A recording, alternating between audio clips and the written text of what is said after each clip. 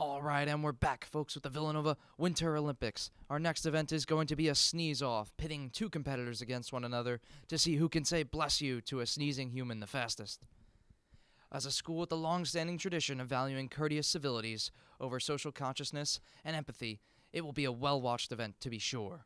It will be taking place in the reading room of the Falvey Memorial Library, and we're about to go there live, right now.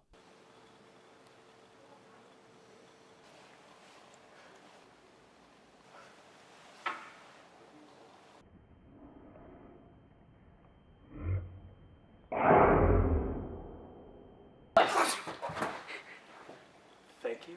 You're welcome. And there you have it, folks. Matthew of Sheehan Hall takes home the gold. Congrats to both of our competitors, even though one of you is a loser. As signing off today, we'd like to thank our sponsor, Kick-Lickin' Chicken. If it's not Kick-Lickin', it is not our chicken. That's all, and be sure to stay tuned for the Villanova Winter Olympics.